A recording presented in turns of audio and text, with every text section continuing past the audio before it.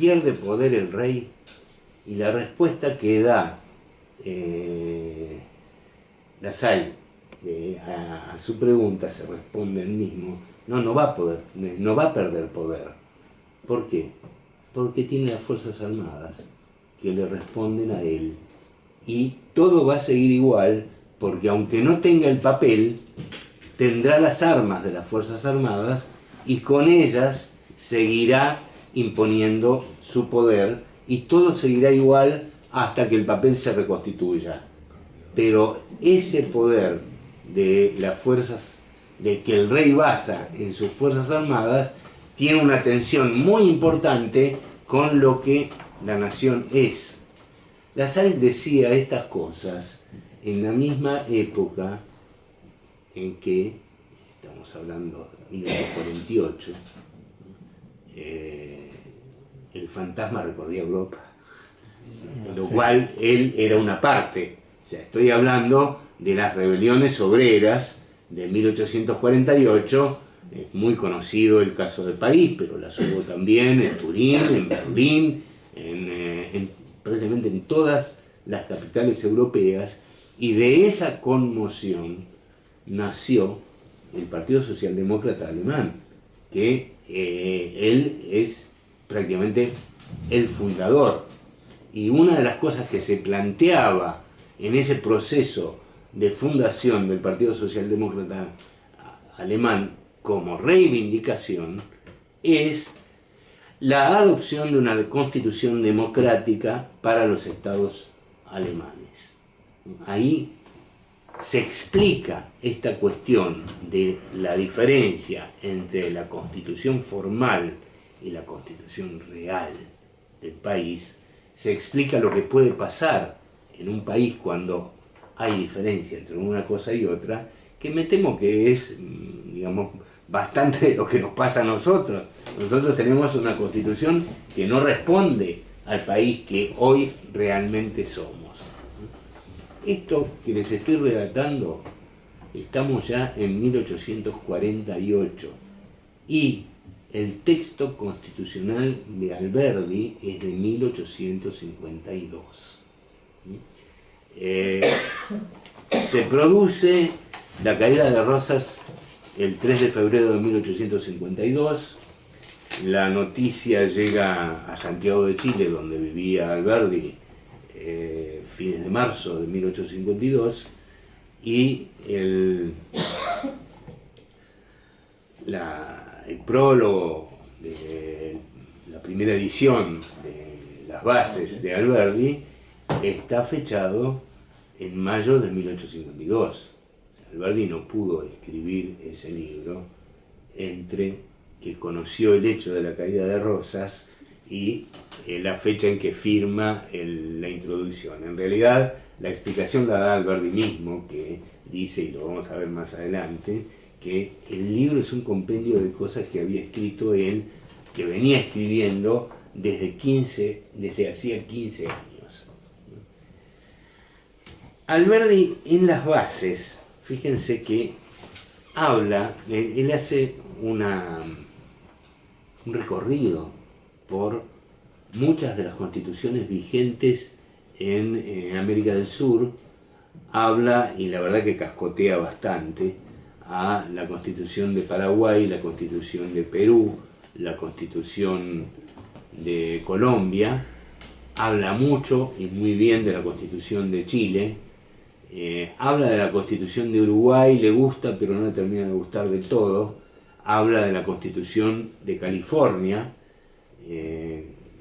1852, estamos en el proceso por el cual Estados Unidos se adueña de el territorio mexicano, que era todo el oeste norteamericano, cierra el Tratado de Guadalupe Hidalgo y se queda con ese territorio, pero en el medio hay una efímera República de California que tiene una constitución, y Alberdi la cita en su libro, y así como cita estas constituciones de países de América del Sur y alguno que otro de América del Norte y hasta de Europa, porque en su trabajo habla de las constituciones alemanas y las constituciones de los Países Bajos, también hace una referencia a las constituciones que tuvo la Argentina y por qué fracasaron. Habla de la Constitución de 1826, dice que era una constitución disociada del país, explica que lo que él querría es una constitución unitaria, pero dice, pero no se puede, porque ya las provincias están acostumbradas y esto va a fracasar de nuevo. Propone ese régimen particular de la Constitución argentina, que después lo vamos a ver, y me detengo en un punto. Él habla en su relato de la primera Constitución argentina como la Constitución de octubre de 1811. ¿Qué es esto? Hasta se confunde Natalio Botana, que tiene un compendio donde él actúa como coordinador de una edición de dos libros famosos en la historia constitucional argentina, que son Comentarios a la Constitución Argentina de 1853, que escribió Sarmiento, y La Respuesta, que es Estudios sobre la Confederación, sobre la Constitución de la Confederación Argentina de 1853, que le responde Mitre. Les anticipo, el título de Sarmiento es la copia textual de un libro clásico en la historia constitucional norteamericana, que es Commentaries on the Constitution de Joseph Story. Los abogados, a lo mejor, abogados presentes, a lo mejor tendrán presente eso. Story fue quizás históricamente el comentarista más importante de la Constitución norteamericana, escribió su libro en 1843.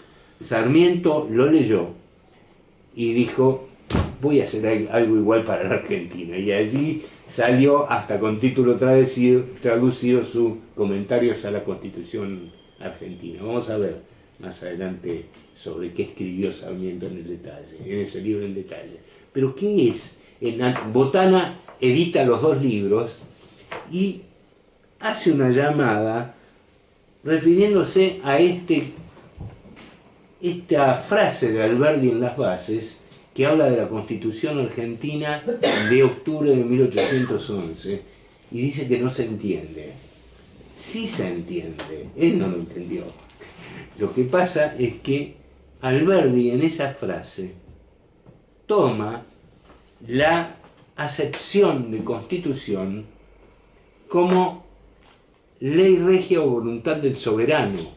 El soberano era ya el pueblo argentino, porque se había producido la transferencia de soberanía del monarca español al pueblo con el hecho revolucionario de 1810, y en octubre de 1811 el gobierno de Buenos Aires firma un tratado de amistad, paz y comercio con el gobierno del Paraguay, y a ese tratado le llama Alberdi la Constitución de 1811 en el mismo sentido que lo llamaba Montesquieu, una ley preeminente sobre las otras, voluntad del soberano. Todavía en la época de Alberdi no estaba terminado de construir el concepto de Constitución como lo tenemos actualmente. Por cierto, él fue fundamental en que se termine de construir ese concepto en la Argentina. Lo que vamos a ver en nuestra próxima charla, porque yo voy a cortar acá y voy a dar lugar al debate, lo que vamos a ver en nuestra próxima charla es el capítulo 2 del libro, que desarrolla minuciosamente los hechos que ocurrieron entre el 3 de febrero de 1852, cuando se impone Urquiza, entra con sus tropas a Buenos Aires, se instala en la Casa de Rosas, que estaba ahí la Casa de Rosas estaba en lo que hoy es... El monumento a los españoles, ¿no? Sí, exactamente en forma sesgada, formando ángulo de 45 grados con la vereda de la Avenida Libertador y la vereda de la Avenida Sarmiento. ¿No está el busto a Sarmiento? No, donde está el Rodén. Ah, Rodén. Detrás de donde está el Rodén estaba la traza de la casa de él, que es el lugar donde funcionó como sede del gobierno mientras fue su segundo gobierno, 1835-1852. Urquiza entra en el área de Buenos Aires. Ese lugar era parte, todavía estaba en el extremo del partido de Buenos Aires, porque o sea, en la provincia de Buenos Aires, la provincia de Buenos Aires se forma como tal en 1820, después del Día de los Tres Gobernadores. Adopta como forma de organización interna la división en partidos que está tomada de la legislación española y forma un partido de Buenos Aires que no era lo que es hoy la capital federal, sino que iba desde el Riachuelo hasta el Arroyo Maldonado y por el oeste hasta una línea que va por Avenida Sáenz, Avenida La Plata, calle Río de Janeiro, Avenida Corrientes, hasta encontrar el arroyo. Lo que estaba más allá del Arroyo Maldonado era el partido de Belgrano, lo que estaba más allá de la línea de la Avenida La Plata, la calle Río de Janeiro, era el partido de Flores. Después, en 1881, se federaliza el partido de Buenos Aires, no lo que es hoy la capital, y recién en 1887 hay una ampliación donde ahí sí se establece el límite actual. Después se construye la General Paz. Rosas estaba en el partido de Buenos Aires, en el extremo. Urquiza, cuando lo vence a Rosas, se queda con su campamento en Plaza Flores, sin entrar al partido de Buenos Aires, hasta 2 o 3 meses después. Y cuando llega a Buenos Aires, en mayo llega él a Buenos Aires, se instala en lo que fue la Casa de Rosas, y ahí tienen lugar todas las reuniones que condujeron al Pacto de San Nicolás y a la convocatoria a la Constitución Nacional, a la convocatoria a la Convención Constituyente. Ahí se cocina cómo se iban a elegir los constituyentes, y también de lo que pasa ahí pasa un hecho que es central en la historia constitucional argentina, que es la secesión de la provincia de Buenos Aires. Porque ustedes saben que desde el 11 de septiembre de 1852, con Urquiza en Paraná, en Paraná, sí, abriendo las sesiones de la Constituyente, un grupo de militares correntinos pagados por sectores del rosismo residual y liberales que habían vuelto de Montevideo, ocupan la ciudad, la separan de la Argentina, y esto es poco conocido, septiembre de 1854, se dan su propia constitución como Estado de Buenos Aires, separado de la Argentina, atribuyéndose soberanía para este Estado de Buenos Aires desde el Atlántico hasta la cordillera y desde el Arroyo del Medio hasta la Tierra del Fuego. O sea, era el proyecto de otro país separado de la Argentina. Lo vamos a ver en la próxima clase, o en la próxima charla, perdónenme, y los dejo acá y los escucho yo ahora a ustedes. Sí, Guillermo. Yo me perdí la primera parte, pero me interesó bastante cuando lo que escuché sobre el conflicto entre la ley y la religión que existe en los países árabes. Y mi pregunta apunta a lo siguiente: si se puede inferir el conflicto que hay en este momento en Siria, por dar un ejemplo, no tiene que ver con eso, independientemente de la disputa económica que haya por los intereses de los del petróleo, por ejemplo. Sí, es una pregunta completamente ajena a Bueno, nuestra... vamos al tema. Es una pregunta política, estamos con la Constitución. No, vamos al tema, me parece. Es buena pregunta, pero me da la impresión Pero yo que voy no a... es para Sí. profundizar. Aparte que De todos modos, todos la respuesta se sintetiza Como quiera. en una palabra muy breve. No. No puedo fundar porque nos iríamos del tema, pero no, Guillermo, no. ¿Puedo hacer una ¿Puedo pregunta? hacer una pregunta yo? Sí, por supuesto. ¿Por qué? Está bien, va a ser todo un curso, ¿no es cierto? Vimos parte histórica, después la reformulación, el futuro de la Constitución. ¿Por qué seguimos siendo o basándonos en la Constitución de Norteamérica, en el eurocentrismo, y no empezamos a hablar también de la historia del mundo? Si vamos, nuestra Constitución futura va a tener que ser globalizante, globalizadora, y no solamente argentina. No es que sigamos hablando exclusivamente de la Constitución de los Estados Unidos y de la evolución del concepto de Constitución dentro de la cosmovisión eurocentrista.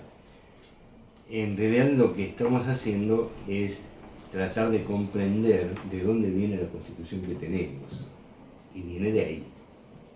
Eso no quiere decir que la apuesta a renovar esa Constitución siga anclada ahí, sino que esta parte, o la charla que tenemos hoy, intenta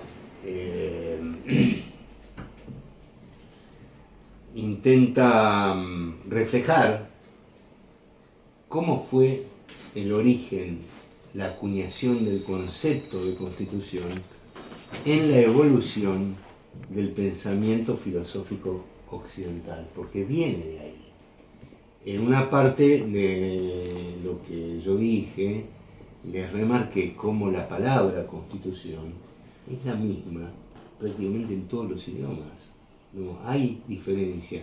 Es muy raro que una palabra referida a un concepto en los idiomas latinos, sí, es muy raro que una palabra referida a un concepto en los idiomas latinos sea la misma en los idiomas eslavos, porque son dos cosas con evoluciones totalmente separadas, y sin embargo la palabra Constitución es la misma. Yo podría darles ejemplos de otras cosas donde, por ejemplo, voto. En todos los idiomas occidentales es más o menos parecido. En los idiomas eslavos, por ejemplo en polaco, que es el que mejor conozco, voto es głos y quiere decir voz. En los idiomas eslavos la idea del voto es la de hacer oír la voz. Eso no está en la construcción de la palabra en los idiomas occidentales. Las palabras son las mismas cuando se refieren a conceptos tecnológicos muy modernos. Televisión es la misma en los idiomas eslavos que en el árabe, que en el hebreo, que en el japonés o que en el chino. Pero es un concepto muy moderno. Constitución es el mismo, porque no hay un concepto de constitución acumulado en la cultura japonesa o china por fuera de nuestro concepto de constitución, sino que el concepto amasado de constitución por el pensamiento occidental, por el iluminismo y Kant, es el que expandió.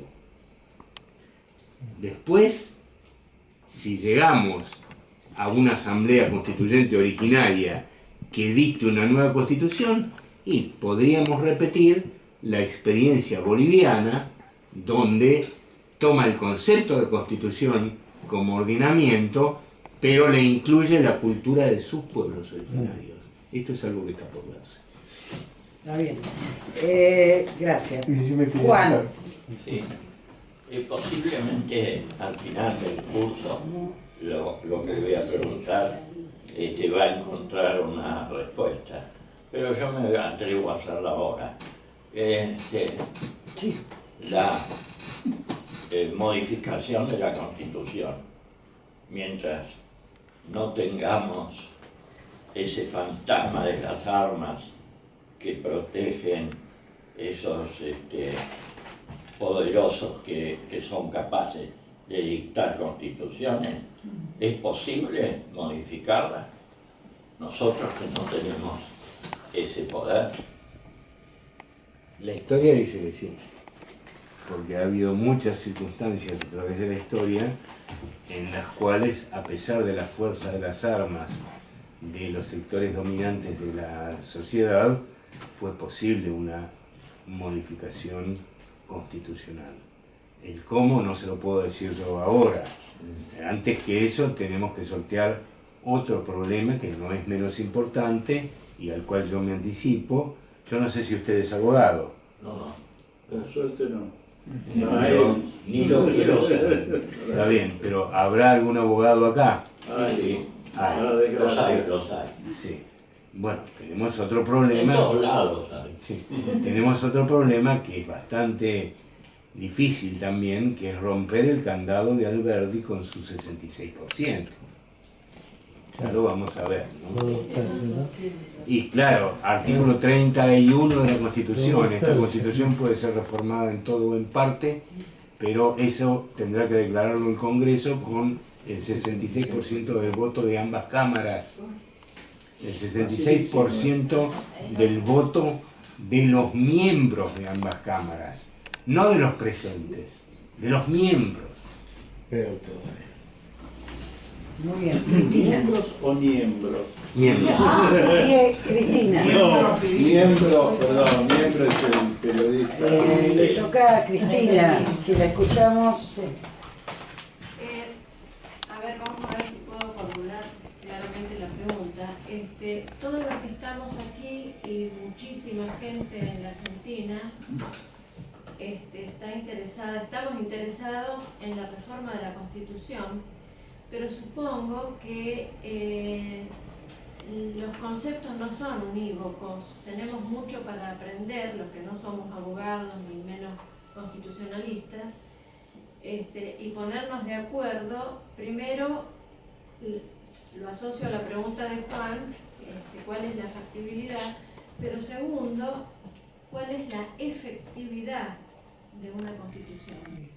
Porque yo personalmente siento la necesidad urgente de modificarla a partir de esta experiencia tan lamentable de que 12 años de un gobierno con enormes avances de integración social y de inclusión y de justicia, quede destruido en tan pocos meses como que quedó destruido en muchos aspectos, en muchos ámbitos. Entonces, ¿hasta qué punto, si lográramos algo tan difícil como lo que me acabo de enterar, que es modificar la Constitución, de qué serviría? Porque a veces he escuchado la objeción de que muchas de las normas que están en la Constitución actual no se respetan tampoco. Entonces, esa es la pregunta para mí del millón. Si podemos modificarla, ¿qué efectividad podría tener?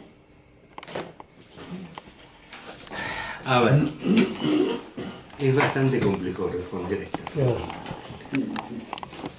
Lo primero que quiero decir de Cristina es que con el marco constitucional actual,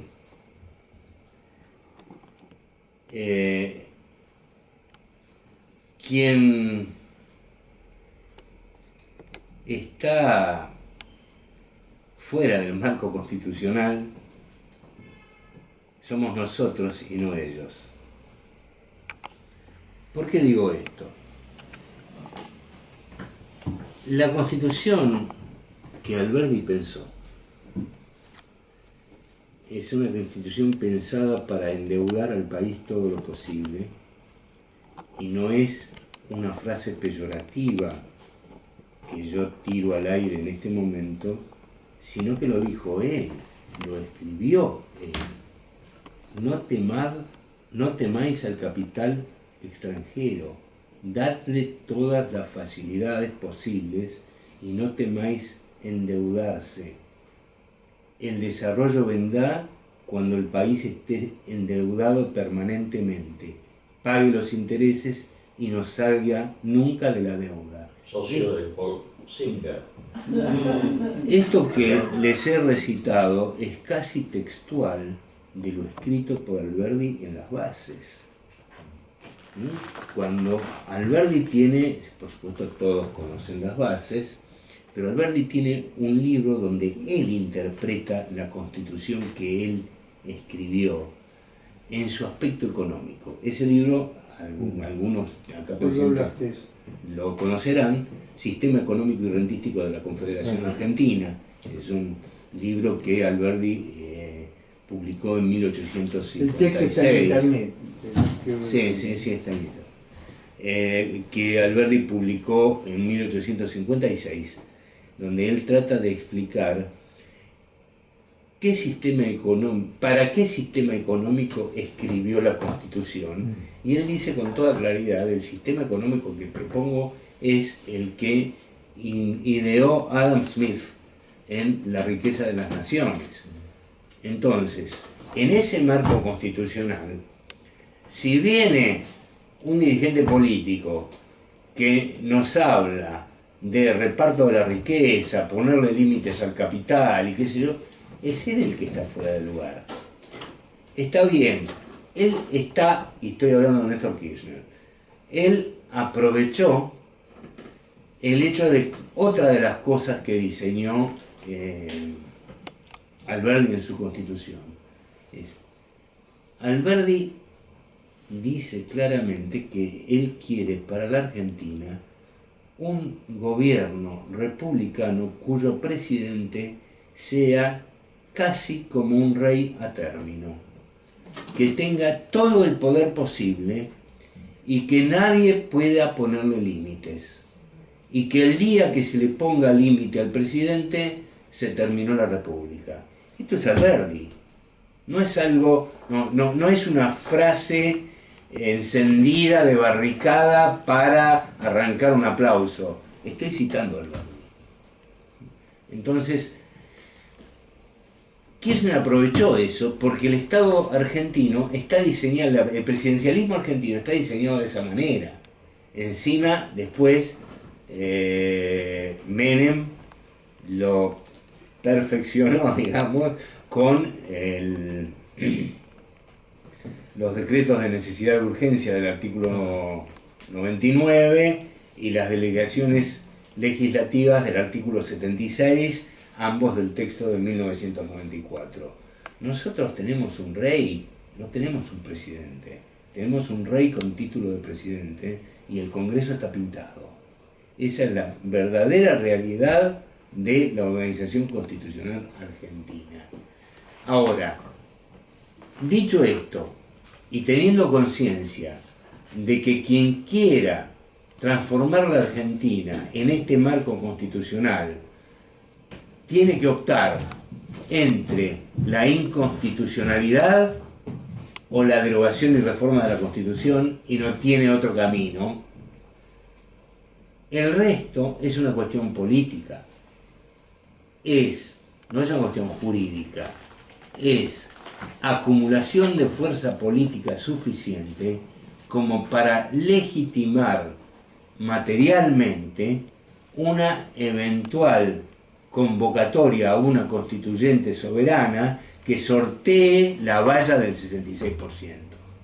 Eso es. Pero esto solo se puede lograr si somos conscientes de ello. El aporte que intentamos hacer, lo digo con toda modestia,